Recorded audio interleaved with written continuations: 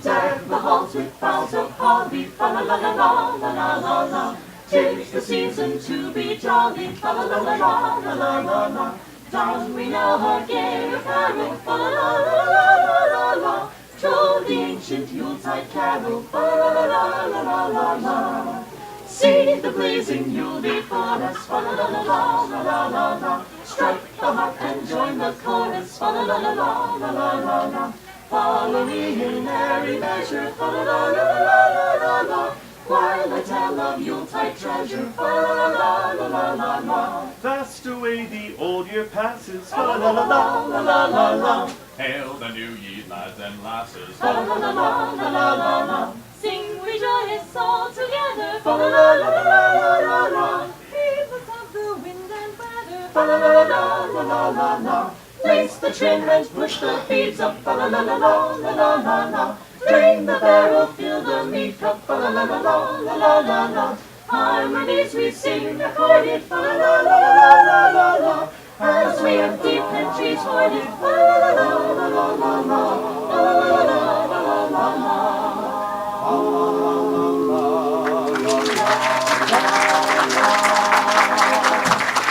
It's that time of year again as the U.S. Postal Service releases their holiday stamps.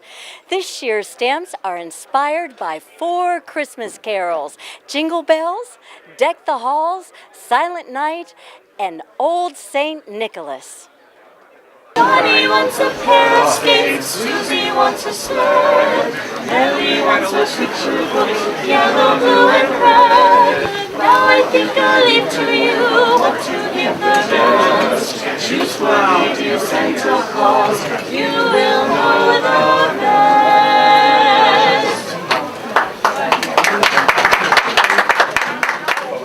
When you go to the post office, I mean, it's great you're able to go and purchase a new stamp with the Christmas carols that really help you connect with your family and friends through these wonderful Christmas, songs that we're all very familiar with. So. And it's a very special season. And as you were saying in your speech there, you've been covering it for how many years? I've been following First Day Ceremonies since 1996, but my first Day Ceremony for a Christmas stamp was in 1998, and now I've been to 24 First Day Ceremonies that have been specifically for a Christmas stamp issue. So out of 240 that I've attended, so pretty. And what makes these special? I mean, stamp is the first day of issues are birthdays for postage stamps, so it's always a celebration. There's always cool individuals who come out, great speeches, great camaraderie, and you get to add awesome items to your collection too. So it's a special moment for stamp collectors. And also, you're sort of changing hats and changing jobs. Yes, Do you want to let everyone know? Yep. So I'm currently departing the American Philatelic Society as their editor to become the editor-in-chief of Lynn Stamp News starting on Monday, October 9th. So it's an exciting new adventure for me. So I'm looking forward to it. Oh, well, congratulations. Thank you very And much. say happy holidays. Hey, happy holidays. Merry Happy Christmas. holidays, everyone. Merry Christmas. The holidays are a busy time of year for the Postal Service, and we like to call it our season. We deliver millions of packages, cards, and letters to festive well-wishers across the country.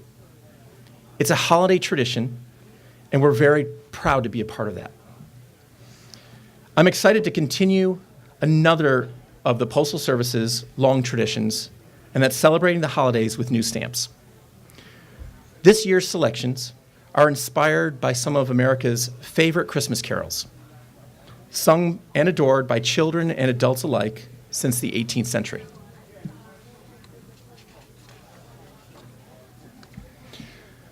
They're translated into dozens of languages. These timeless classics are so recognizable. I bet you would know which Christmas carol I mean if I maybe sang a few words. May I ask for a little tone? Not bad. I can't do it justice like they do, but. All right, let's try it. Okay, sing what comes after. Fa la la la la. Whew. All right, that's pretty good. Indeed, that's Deck the Halls, a Welsh tune given to English lyrics in the mid-1800s.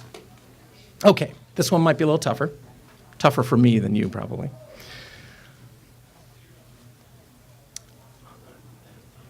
Ready? Okay.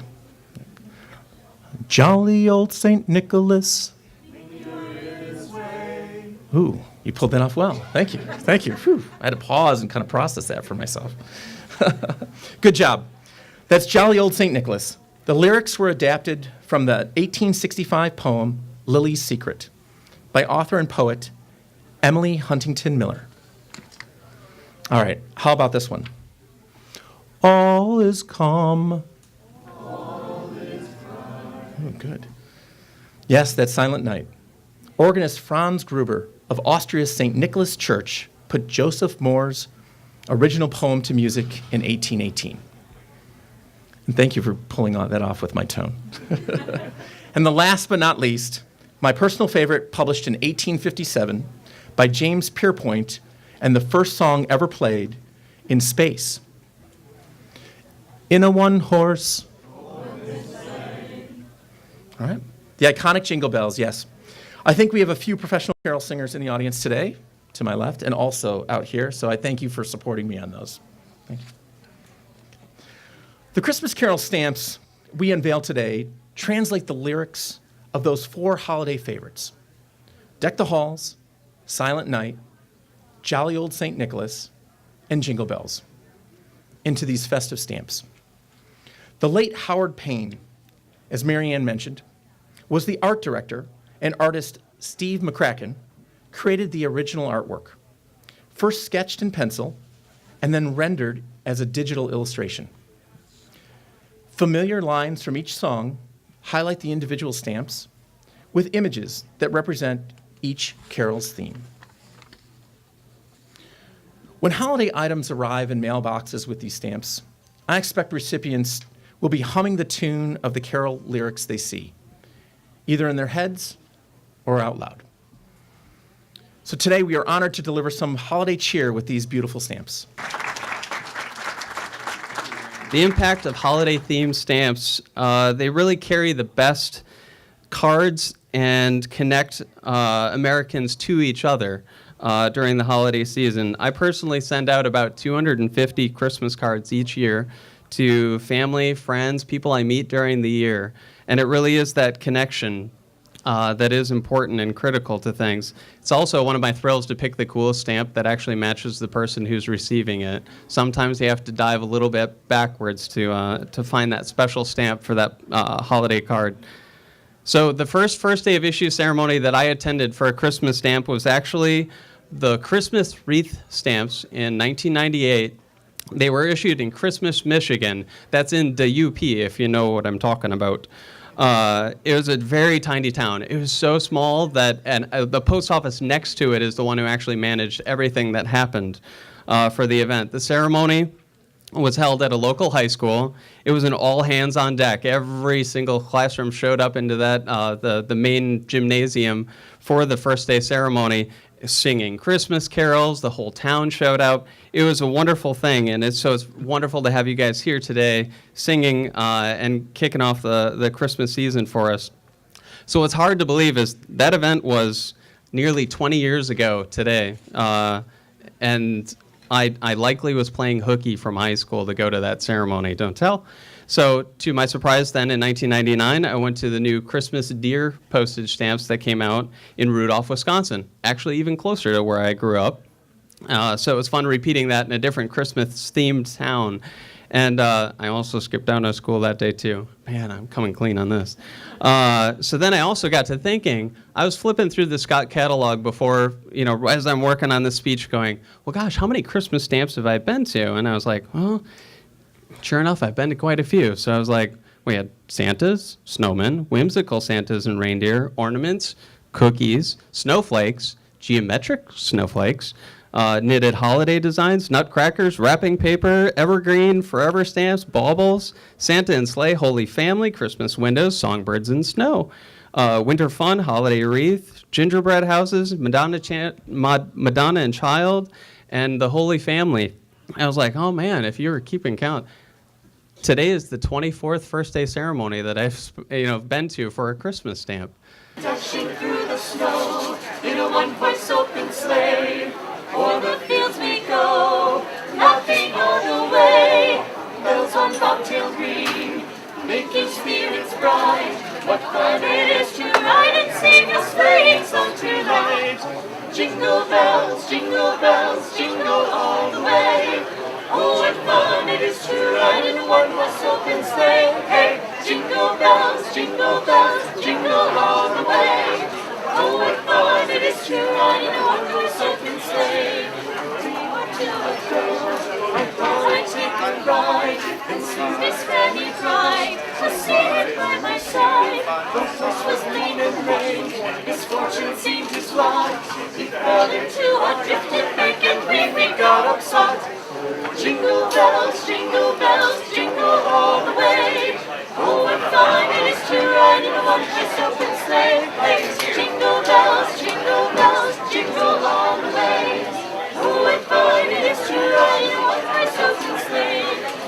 The flowers white, golden twilight round. And sing the sleighing song. Just get up your back. Before he falls his feet, we reach into an open sleigh and crack will take the lead. Oh, jingle bells, jingle all the way. Oh, what fun it is to ride in a one-horse open sleigh. Hey, jingle bells, jingle all the way. Oh, what fun it is to ride in a one-horse open sleigh. Deck the halls with boughs of holly, fa la la la la la la la la. 'Tis the season to be jolly, fa la la la la la la la la. Down we now our gay apparel, fa la la la la la la. Troll the ancient Yuletide carol, fa la la la la la la la. See the blazing Yule before us, fa la la la la la la la. And I'm Kristal Hart reporting from the Hilton Hotel in downtown Manhattan at the Stamp Show. Hope you've enjoyed the show. Thanks for watching and happy holidays. The Snowy Day by Ezra Jack Keats. One winter morning, Peter woke up and looked out the window. Snow had fallen during the night. It covered everything as far as he could see. After breakfast, he put on his snowsuit and ran outside. The snow was piled up very high along the street to make a path for walking. Crunch, crunch, crunch, his feet sank into the snow. He walked with his toes pointing out like this. He walked with his toes pointing in like that. Then he dragged his feet slowly to make tracks. And he found something sticking out of the snow that made a new track. It was a stick. A stick that was just right for smacking a snow-covered tree. Down fell the snow, plop, on top of Peter's head. He thought it would be fun to join the big boys in their snowball fight, but he knew he wasn't old enough. Not yet. So he made a smiling snowman, and he made angels. He pretended he was a mountain climber. He climbed up a great big, tall, heaping mountain of snow and slid all the way down. He picked up a handful of snow and another and still another.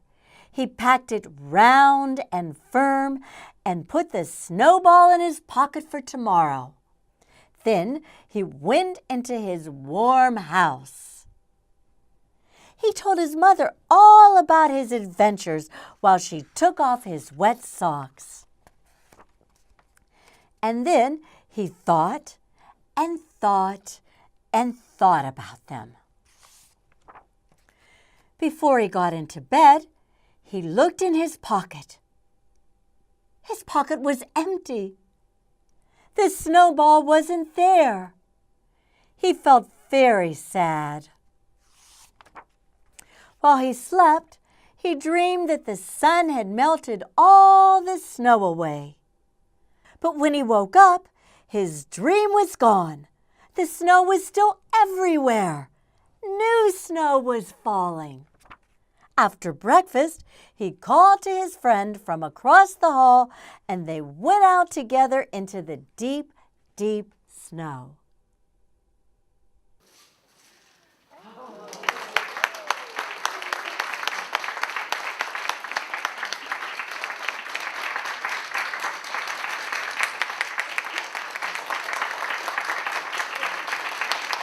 The U.S. Postal Service showcased Ezra Jack Keats' most beloved story, The Snowy Day.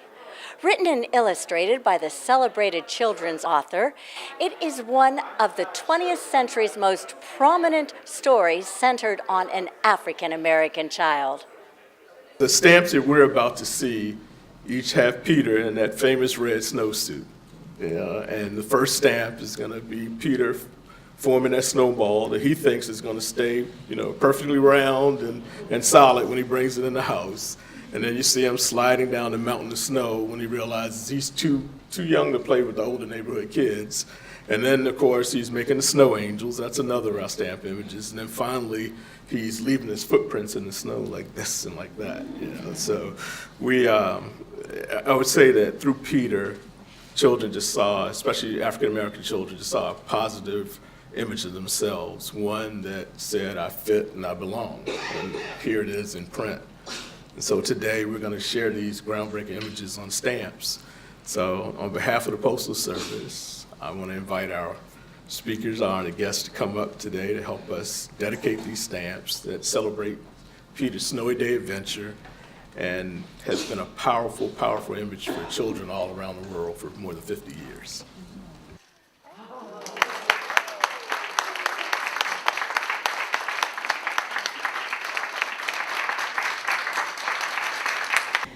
The Library of Congress includes The Snowy Day in a list of 88 books that have shaped America. I agree.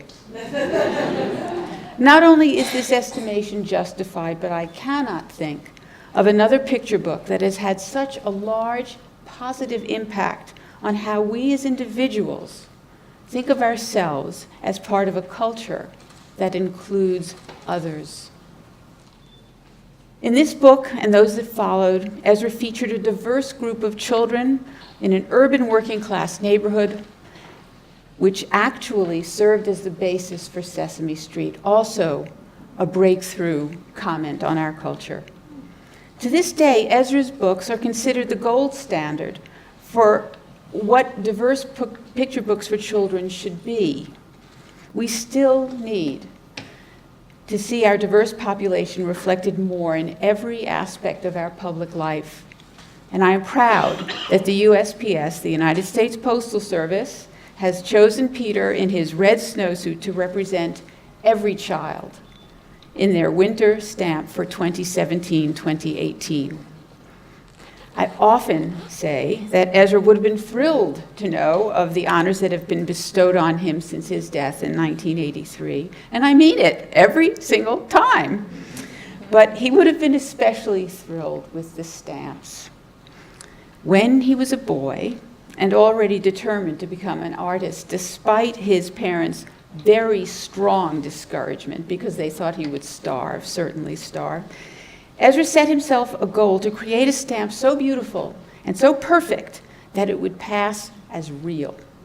And he spent hours laboring on every single detail, including cutting the small serrated images that are the iconic symbol of stamps from around the world. Then he sauntered down to the schoolyard and he showed the stamp to a kid who was an avid stamp collector. And the young stamp collector fell for it. He coveted this unique stamp and offered a few of his most precious specimens if Ezra would only trade with him. Ezra very reluctantly agreed, and then he flew home in a panic at what he had done. And sure enough, a few hours later, the stamp collector was pounding at his front door saying, "Give me my stamps back! You cheated me." And Ezra meekly slipped the real stamps under the closed door and never did anything like that again. But now, with the help of the USPS, Ezra has made good on his trade. And now we can trade this for real. This story was told to me by my father, Martin Pope, who couldn't be here today, but who recently celebrated his 99th birthday. My father and Ezra met when they were in junior high school, and they remained best friends until Ezra died. These boys were impoverished children of immigrants, and neither felt he had a chance, any chance, at a bright future. But Ezra grew up to be a world-famous children's book author and illustrator, and my father is a world-famous scientist whose work is, among other things, the basis for the more efficient solar cells and panels that are now being developed. The lives of these two young boys are a testament to what children can overcome despite great odds if they are only given a chance. It's amazing. It's so apropos, and given the things that we're going through now, it's just a great reminder that we're all beautiful and we all have a place in this world. And so I think this is a great honor for everyone. But I really want to thank the United States Postal Service for taking on this task, and for Deborah Pope, who pushed this. And I know that Ezra Jack Keats would be so proud of all of us. So my feelings are absolutely wonderful. I am storyteller Tammy Hall, so I tell the stories of Ezra Jack Keats, and I promote diversity, and so this is just a great time for this to be happening now. And how do you think that this book revolutionized or changed race relations? It helped a lot of people to feel good about themselves. I mean, because when I first read this book in the 70s, you didn't find picture books with children of color on the cover, let alone a black child. And so it really opened up that door. I mean, it's ironic that a Jewish man would open up that door for African American writers and illustrators, but he did a very important task. It changed the world. It revolutionized children's books all over the world. First of all, I just want to say that we are so proud to be a part of this celebration, because this book in particular was written by an author who grew up and was raised in Brooklyn, and who understood the importance of all children seeing themselves in literature, and so that we should be celebrating this kind of revolutionary thinking, which in 1962 truly was, is really exactly the kind of work that libraries should be doing and are doing every day. Ezra Jack Keats understood that all children need to see themselves in books, and he was the first one to feature an African American child on the cover of a mainstream book, and that was groundbreaking at the time that it happened, and we would have hoped that many folks followed. It's taken a while, but Ezra Jack Keats' The Snowy Day continues to be the stellar example of books that said, yes, let's put a child of color on the front of that book, and now we have a stamp to reinforce and celebrate that. You had a wonderful poem that you read to the audience today. Can you tell us a little bit about that poem? Yes, I wrote a poem that was really an extension of a book that I've written about the life and times of Ezra Jack Keats. The title of that book is A Poem for Peter, and I wrote an ode today, a love letter to Peter, that iconic character in his red snowsuit, just saying that you, Peter, will be bringing greetings of love, tidings of joy to so many, especially this holiday season. And what do you think of the stamp? The stamp is beautiful. I am ready to put it on the upper left corner of many envelopes to send many good wishes. Well, the Ezra Jack Keats Foundation supports public schools and public libraries with money for arts and literacy programs across the country. And tell me, how do you feel that the Snowy Day transformed race relations, this book? Well, it transformed a sense of what it means to be part of a whole culture. The reason this book was groundbreaking was because it was embraced by the culture as a whole. It was not considered a niche book. It was considered a book for children, the broadest sense, all children.